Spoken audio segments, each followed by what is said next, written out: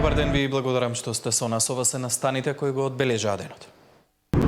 Нино Васев бара државниот обвинител да го преземе неговиот предмет. Одбраната тврди дека обвинението е нестручно и нема докази за несовесно лекување. 7 од 10 болни од рак на дојка испитувањата ги прават на приватно. Хемаонко алармира за недостиг на тумор маркери, терапија и кадар на онкологија. Се заострува политичката реторика помеѓу партиските лидери. Кандидатите за градоначалници ветуваат нови улици, паркови и функционален јавен превоз. Стартуваше академската година. 10.000 бруцоши добија индекс. Финки економскиот факултет со најмногу студенти. Вработените во паркови и зеленило 2 часа го блокираа Скопје. Дел добија плата, останатите ќе протестираат и утре. Стартува грејната сезона. Корисниците на ЕСМ утре ќе се разбудат со топли радиатори. Американската влада во буџетска блокада. Овие вести во живо за најновите барања во судскиот процес за случајот онкологија. Останете со нас.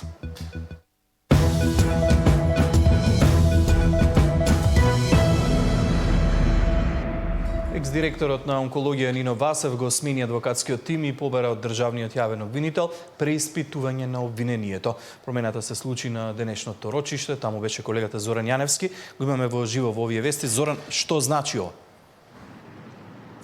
Да, според барањето на Нино Васев, доколку јавното обвинителство го прифати, во иднина предметот за него, односно случајот онкологија, ќе треба да го води или државниот јавен обвинител Љупчо Коцевски, или пак како што бараат адвокатите на Нино Васев, кои на функцијата да го застапуваат дојдоа денеска, предметот да биде распореден во внатрешноста на државата, односно јавни обвинителство од внатрешноста на државата да постапуваат по овој предмет.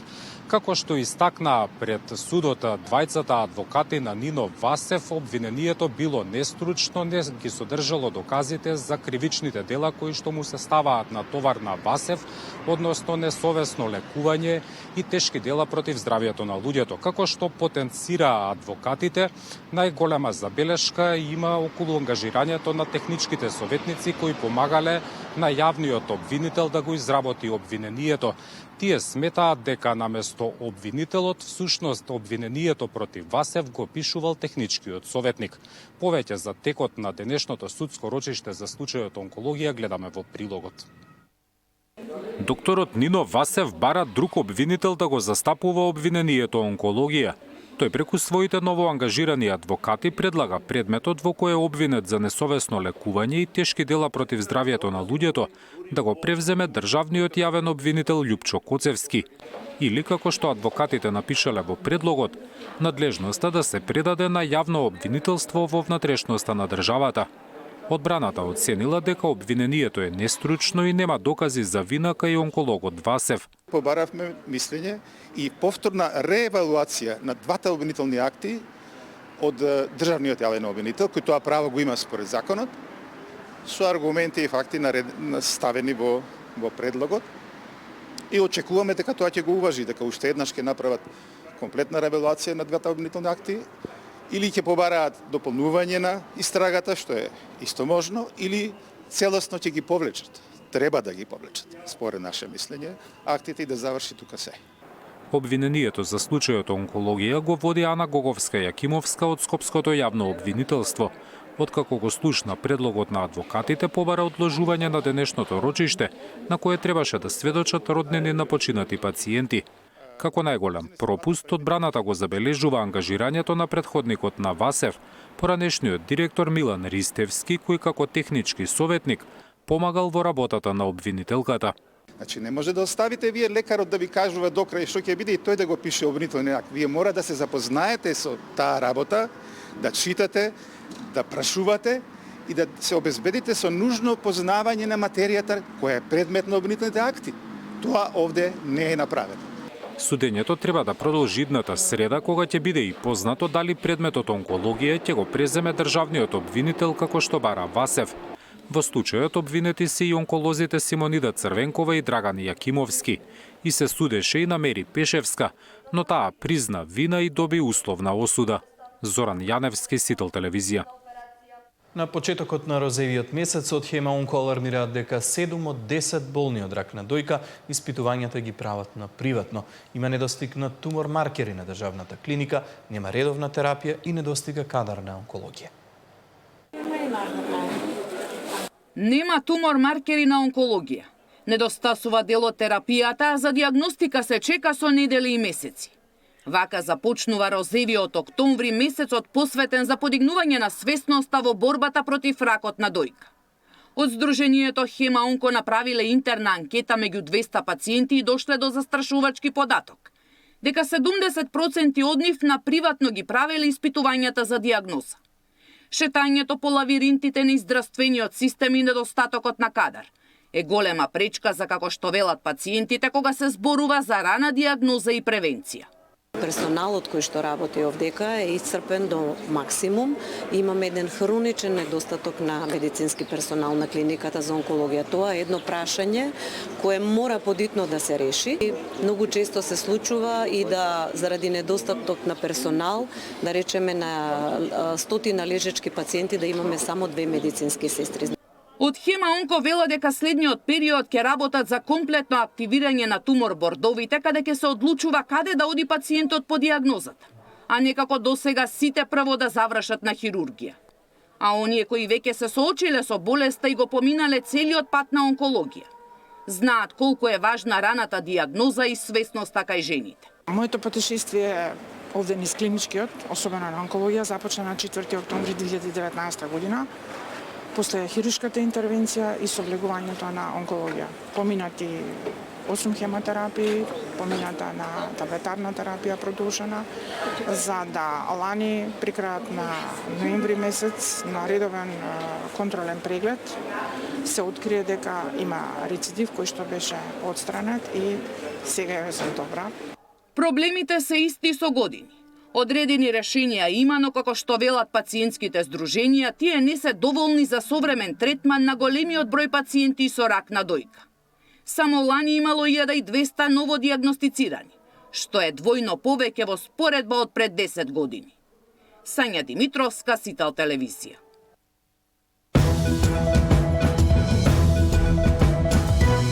Има ли начин да се реши проблемот со недостиг на онколошката терапија? Дали програмите за скрининг се функционални за свеста и третманот на болните од рак? Во тема на денот со Ана Маријановиќ од Хема Онко.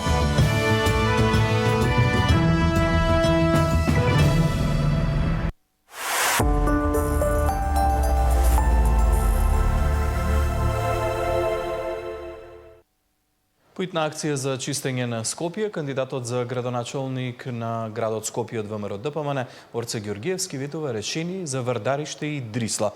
Во општината Ѓорче ќе се градат дури 5 нови градинки, а во Куманова се најавува поголема поддршка за бизнисот. Мицковски како лидер на партијата најавува реформи во системот кои ќе придонесат за подобар живот на граѓаните.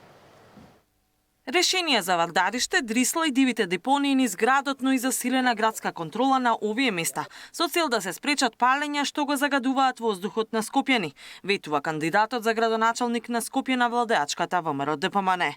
Мерките, вели Ѓоргиевски, би биле преземени веднаш по првичната акција за чистење на Скопје во првите 72 часа од мандатот. Конечно, јас ќе бидам човекот кој што ќе стави крај на тие процеси, болни за нашиот народ, за нашите скопјани, ќе започнеме со соодветен третман на тие места. Одговорно тврдам дека во зимскиот период нема да има девијантни појави на тие локации поврзани со палење, затоа што градот ќе реагира. Јакнење на локалниот бизнис и мерки за поддршка на стопанството во Куманово пак ветува коалицискиот Максим Димитриевски. Поголем простор и за домашни и за странски инвестиции во градот, развој на нови индустријски зони, по примерот на веќе потврдената индустријска зона Новини и Речици. Дополнителна помош на занајчиството во град, реконструкција на двата зелени пазари, со барање на приватен партнер кој што би влегол во инвестиција на истите реконструкции, фонд за поддршка на млади предприемачи. Нови 5 градинки во Ѓорче Петров за згрижување на сите предшколски деца во општината, ветува Стојковски. Нова детска градинка во Дексин. Проект кој што го најавувам подолго време, а денеска го потпишав договорот и започнуваме со изведба веднаш. Покрај ова детска градинка, во моментов ја градиме и детската градинка во Стопански двор. Додека кандидатите зборуваат за локални проекти, Мицкоски на партиските митинзи ветува реформи во судството и обвинителството, бидејќи досега не процесирале ниту еден случај за поранешните функционери. А случај има колку сакате, само недостасува волја. А нема волја, затоа што во судовите и обвинителствата главни се аргатите на СДСМ и ДУИ, и тоа е нивната задача да ги штитат. И со оваа корупција, за која што сега зборувам, имам намера посебно да се занимавам после локалните избори, затоа што мора една за секогаш да се стави крај со овој перманентен бастион на криминалот. Карванот на владеачката коалиција на ВМРО ДПМН вечерва е во Демир, Капија, Неготино и Кавадарци. Катерина Нешкова, Сител телевизија. Филипче заострува реториката и критиките за актуелната власт. Каја Шукова нуди решенија за загадениот воздух, а градоначалникот Герасимовски ветува дом за стари лица и поголема финансиска поддршка за пензионерите од Центар, ако добие нов мандат. ВМРО ДПМН сака контролирано, а не реформирано судство, вели опозицијскиот лидер. Филип Чиденаска тврди дека власта не спроведе ниту една реформа од Европската агенда, па кога нема со што да се пофали, шири лаги за опозицијата. СДСМ нема соработка ниту со ДУИ, ниту со Левица, но Филипче вели дека нема да се изненади ако по локалните избори ВМРО ДПМН влезе во владина коалиција со Ахмети. И сега сме сведоци дека огромен број од ветувањата и работите што ги кажале пред 4 години, таму кај што имаат сега градоначалници, едноставно не се исполнети. Мислам дека за нивниот тесен партиски и личен интерес се спремни се да направат. Еве, кажете еден проект кој што е завршен во Скопје во рамките на нивните градоначалници во било која општина. Еве што е завршено во аеродром. Еве барем една работа, не мора две. И кога немаат што да кажат, се занимаваат со опозицијата, со спинови, со некакви приказни, со подгревање на меѓунационални тензии. Како да се реши проблемот со загадувањето, денеска беше во фокус на кандидатката за град Скопје. Шукова ветува 15 паркови во првите 15 месеци, зелен појас околу Скопје и хуман третман за уличните куќиња. Предвидовме да се бесплатни филтри за оджаците за домакинствата. Ова е пракса која што е спроведена во многу европски градови и покажа резултати. Секоја година по 5 до 10.000 домакинства, односно за нивните оджаци, кои што каде што излегуваат голем дел од PM частичките, да им се постават филтри кои што ќе ги задржуваат PM частичките. Урбанизација на Вардариште и поврзување на аеродром и Газибаба со нов мост ветува и кандидатот за градоначалник на аеродром. Дополнително овој простор би го растеретиле да не биде атрактивен за несовесните граѓани и фрлачи на отпад е изградбата на мостот кој што треба да ги поврзе општина Аеродром со општината Газибаба од булеварот Февруарски поход во Аеродром кон булеварот Перонаков кој што се наоѓа овде на Кванташкиот пазар во Газибаба. Пензионерите во Центар пак ќе добијат дом за стари лица и двојно поголема финансиска поддршка. Градиме дом за стари лица во Центар со субвенционирана цена од 12.000 денари. Ова беше едно од главните барања на нашите пензионери. Дополнително, двојно ја зголемуваме еднократната парична помош за пензионерите со просечна пензија од 2500 на 5000 денари. Нашите пензионери, баби и дедовци се нашиот приоритет. Коалицијата предводена од СДСМ вечерва ќе одржи митинзи во Кичево и Македонски Брод. Деспина Тодоровска, Сител телевизија. Решение за паркингот, нови паркови и почист чаер нуди Бујар Османи. Неговиот против кандидат меѓутоа најавува подобра сообраќајна инфраструктура. Сообраќајната инфраструктура и проблемот со паркирањето денеска е во фокусот на кандидатите за нов градоначалник на Скопски чаер. Кандидатот од коалицијата предводена од ДУИ најави дека проблемите со паркингот во чаер ќе ги решава со изградба на катни гаражи. Среднорочниот план е преку градење на подземни и надземни катни гаражи, точно се локализирани. Кај школото Васил Главинов се планира каде што имаше 30.000 метри квадратни површина, двоспратен подземен паркинг кој што ќе обезбеди 1000 паркинг места и целосно ќе го ослободи булеварот Џон Кенеди од возила. Потоа е градинката Росица, 20.000 метри квадратни, триспратен подземна катна гаража со околу 520 места.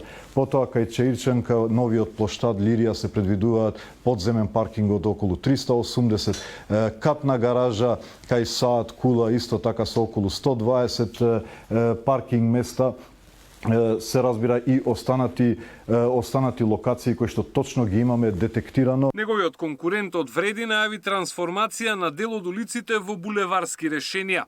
Во текот на првата година од нашиот мандат, еден од главните приоритети по изградбата на булеварот Цветан Димов ќе биде трансформација на улицата Митхат Фрашери, поранешна македонска косовска бригада, во модерен булевар со должина од 1850 метри и ширина од 25 метри, во тесна соработка со градот Скопје. Овој булевар ќе има 4 сообраќајни ленти, патеки за велосипеди и пешаци, како и зеленило меѓу лентите. Тој ќе обезбеди поголема безбедност, функционалност и естетика за жителите, ќе ги намали доснењата и ќе ја зголеми ефикасноста на градскиот превоз. Новиот булевар Митхат Фрашери ќе биде директно поврзан со улицата Џон Кенеди, олеснувајќи го пристапот на студентите кон универзитетите и зајакнувајќи ја врската меѓу Чаир, Шуто Ризари и центарот на Скопје. Во следната фаза е предвидена и трансформација на улицата Џон Кенеди во булевар. Кампањата на партиите од албанскиот политички блок продолжува и вечерва со митинзи и средби со граѓани во повеќе општини. Александар Спасовски, Сител телевизија. И независните кандидати ветуваат подобар живот за граѓаните кои добијат довербата, помеѓу ветувањата и прочистителна станица во Скопје. Независниот кандидат за градоначалник на Скопје, Горан Марковски, доколку ја добие поддршката од скопјани, ветува дека ќе доврши прочистителната станица, еден од најголемите капитални проекти во главниот град, кој вели е испоганет од дневно-политичките игри. Ова прочистителна станица од клучно значење за скопјани и заштитата на Вардар. Досега се завршени околу 30% од предвидените работи. Имаше одредени проблеми при добивањето на одобрението за градење, но сега сето тоа е надминато и останува да се завршат градежните работи. Со ова, сите отпадни води од Скопје ќе бидат овде прочистени и чисти, поднатаму пренесени во Вардар. Позитивна кампања пак ќе води независниот кандидат за градоначалник на Кочани. Под позитивна кампања ни се подразбира да се кријат проблемите, вели Зоран Тодоров, па заедно со граѓаните ќе наоѓаат заеднички решенија за да го подобрат животот во овој град. Ќе зборуваме за проблемите, но ќе зборуваме и за решенијата. Никого не напаѓаме и уште еднаш ќе подаваме раката кон сите заеднички да ја решиме проблемот во општина Кочани и да направиме подобра иднина за сите, затоа што сакам живот во Кочани не е само парола, туку треба да биде и дел од нашето срце. Кандидатот за Скопје пак од Левица вели дека и покрај забраната да се рекламираат во медиумите, тие ќе бидат цела кампања на улица со граѓаните да им ги дознаат реалните проблеми. Ние, како што знаете, добивме забрана за рекламирање на медиумите, но тоа значи дека следните 20 дена ние ќе ги поминеме на улица од сабајле до вечер, без бини, без гламурозни манифестации, секој скопјанец ќе може да дојде и да разговара со нас, затоа што конечно градските власти и после изборите треба да се вратат потполно доле на теренот и да разговараат со луѓето за нивните проблеми. Денеска во 17 часот председателот на Левица Пасиев заедно со кандидатите ќе биде во општината Илинден, а во 19 часот ќе имаат средба со граѓаните на Велес. Тамара Дичевска, Сител телевизија. Уставниот суд оформи предмет по иницијативата на Левица, која во петокот непосредно пред почетокот на кампањата го оспори упатството за локални избори на Агенцијата за аудио и аудиовизуелни медиумски услуги, бидејќи на партијата не е дадена можност за платено политичко рекламирање.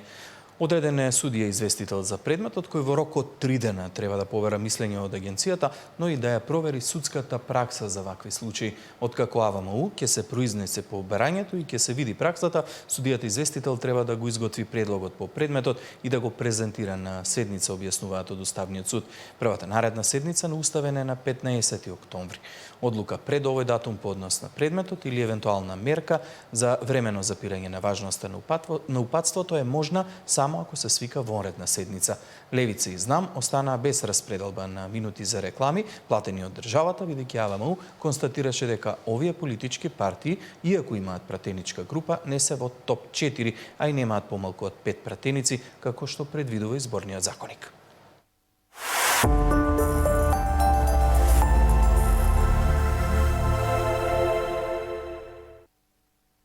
Со првиот академски час стартуваше и академската година. 10.000 бруцоши денеска ги добија своите индекси. Бројките и годинава покажуваат дека Финки и Економскиот факултет имаат најмногу студенти. Полн кампус, први индекси, 10.000 млади луѓе денес го прават првиот чекор кон исполнување на своите желби за иднината. Универзитетските порти се отворија за новата генерација бруцоши во државата. Академските граѓани ги пречека министерката заедно со ректорката на државниот универзитет и бројните професори од кои ќе учат за струката која ја избрале. Јаневска им посака просперитет и им порача да станат успешни лидери кои ќе ја водат државата во 21. век. На студентите им овозможивме повеќе бенефиции, например го проширивме опсегот на студентскиот оброк, олеснивме некои критериуми за добивање стипендии, ги откочивме процесите во студентските домови, го откочивме процесот на двата факултети ФИНКИ и ФФК. Сме пресрекни што оваа година студентите одлучија да останат во својата татковина, се запишаа во голем број. Она што посебно ќе обележи оваа нова академска година на УКИМ е дигитализацијата. Новата генерација, која денес се почнува со студиите, ќе биде целосно дигитализирана. Сите студентски сервиси, кои што се предвидени за студентите, се комплетно дигитализирани и јас оваа генерација слободно можем да ја наречам електронски индекс генерација. Топло добре дојде им посака и лидерот на универзитетското студентско собрание кој ги охрабри новите колеги активно да учествуваат во студентските тела кои креираат подобри услови за студентите. Точно е дека системот не е совршен. Мојот совет до вас е да пробате фрустрацијата која секој пат ќе ви се создава од оваа бирократија при соочувањето со несовршеностите на системот, да ја насочите кон креирање на иницијативи за решавање на истите. Наоѓајте идеи што може да го промена светот. Бидете љубопитни, истражувајте, ризикувајте и не се плашете да паднете. Затоа што секој пад е доказ дека сте се обиделе. Полни со амбиции, очекувања и малку трема, студентите велат имаат големи очекувања. Најатрактивни за нив се факултетите ФИНКИ и економскиот, но има и такви кои се определиле да стекнат високо образование во поспецифични насоки. Доволно сме информирани во областа на културното наследство. Имаме премногу културно наследство кое што не е заштитено, па така сметам дека оваа сфера треба повеќе да се изучува. И проширување на хоризонтите за поголем успех понатаму. Што баш ФИНКИ? Сон ми искрено да бидам програмер. Сакам да бидам доктор. Било што помага на луѓето и што ќе ја напредне науката. На економскиот факултет на сметководство и ревизија. Првиот академски час свечено беше одбележан и на Американскиот универзитет на Европа ФОН. Поврзување на теоријата и практика. Работа со бизнес заедницата и институциите е клучна. Студентите имаат можност уште за време на студиите да се вклучат во компаниите и институциите, да работат на реални проекти, па дури да заработат од својот ангажман. Тоа не е потреба, тоа е наша обврска како универзитет, која доследно е исполнуваме. Отвараме простор кој што е неискористен за бизнес компании, за коворкинг компании, фриленсери и други тип на ивенти кои што би се организирале овде, со што би било додадена вредност за сите вас, односно под еден екосистем кој што го нарековме под еден кров да не собере сите. Со првиот академски час почна наставата на сите факултети во Македонија. Мирјана Давидовска, Сител телевизија. Од утре почнува грејната сезона за потрошувачите приклучени на системот за централно грејење во градот Скопје, со кој управува АДСМ.